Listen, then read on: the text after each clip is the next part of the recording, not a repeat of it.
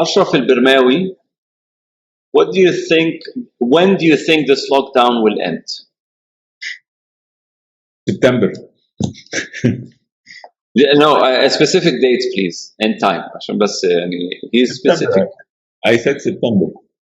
Personally, and September, I want to define what opening means. Opening means we'll be able to travel from one country to another, maybe with some regulations. I mean, they will measure the temperature and do that stuff. But I think September things will open up personally. But currently there are trips currently. So I just knew yesterday from Emirates they opened. Not free. It's not like it's not all of them. There are like 10 trips, 10 destinations. So now I'm talking about like I can book a flight and go. Okay, and this is a hunch, or is it based on data or information? So, and your hunches are usually correct. Don't get me wrong, but what are the signals telling you September? The right answer should be that I've done a lot of analysis with a lot of data and so on. I think it's a hunch based on what I'm hearing from different sources and different countries. So there are places already that started opening up from now. I mean, local flying and so on. So there is a wave. So that's why and it could be also mixed with hope. But I believe in September. Yes, sir. I have to disagree. It's interesting. It's interesting. Inshallah, Ya Rab, you're right. I do hope that Muhammad is right. Unfortunately, I have a different view. Until today, there are a lot of things we don't know about this virus. We don't know the post effects of this virus. We don't know how the virus will adapt.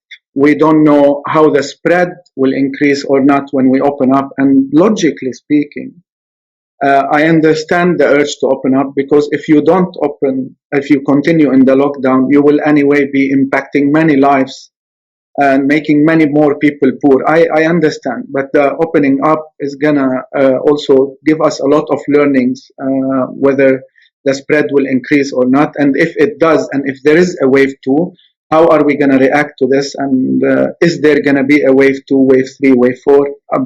I don't know. But my guess is it's not over yet. The fight with the virus, this virus, is not over yet.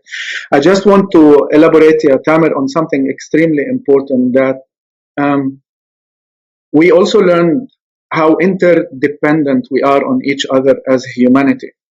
What happened in China spread to the rest of the world, and so on and so forth. And I think what is extremely important today is to act responsibly in all cases, whether there is a lockdown or not. So it will all depend on how we as human beings behave in the gradual and phased opening up. If we continue to act responsibly and make sure we do apply all the hygiene things that we are talking about, keep the mask as long as you can in public spaces, then maybe we can succeed. But knowing how fast, which is a privilege, how fast we forget as human beings, my concern is on the fact that all of a sudden people feel that it's over and yalla ba'a, I am fed up from being at home and I want to do 1, 2, 3, 4 and so on and so forth. So it can be a major impact. And I did not mention it last time, Tamer, but personally, I'm a COVID survivor. So I had the virus as early as mid-March. I didn't know, alhamdulillah, but I knew after with the antibody test I have done. And today yesterday I was watching the news and it was scary talking about the fact that there is now a few cases that we are witnessing in Europe and in the US where children are making an overreaction because it's assumed, hypothetically, that they went through COVID and now the immunity is continuing to fight, which is causing fever and inflammations and complications. So we need to continue to learn, are we immune if we were positive, and for how long? How do we behave in a way that we also continue to be responsible towards others and towards our families, and so on and so forth. So there's a lot of learnings that we need to capture. But I have to say, it's a humbling experience to have experienced this. I believe I did the test only because in Switzerland, unless you really need to be hospitalized, they don't test you. So we did not do the test, but I assume that me, my wife, and my children, we had it and we overcome it. And until today, I was talking to a Spanish colleague today in Spain, with all the fact that, and you know, Spain was one of the fastest growing in terms of the cases. Today, only 5% of the population of Spain got the virus. And if we are talking about herd immunity, and we all have heard about herd immunity, that the fact that we need 60, 65, 70% of the population to get it so that we become immune, we still have a long way to go. So what you're saying, Yasser, is I don't think we will be safe by September. But probably what Muhammad is referring to is the lockdown. So the government imposed restrictions would release by September, even if there would be a bit, not a bit, more impact on health for a longer period, but it's sort of a bit more controlled. So there's a difference between what governments will keep on doing, because there are governments around the world that are sort of opening up already bit by bit. And my worry is not, frankly, about this lockdown.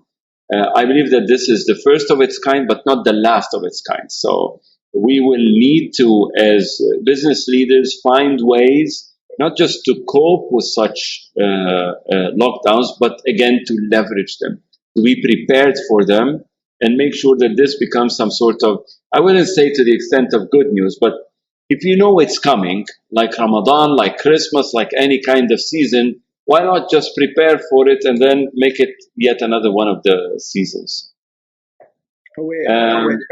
Just also, let's remember also why governments decided to lock down. The primary reason of the lockdown was from a concern that the medical system and the medical system setup cannot cope with the number of people. So again, as much as I appreciate the perspective that they will continue, it will all depend on the ability of governments to further equip the medical system to cope with what we are going to face that we don't know yet. So no one of us is an expert, and we are gathering from experience and from the news and from reading, but a lot of uncertainty, that's for sure. And I certainly agree with you, there's going to continue. This is not going to be the first and last time, for sure.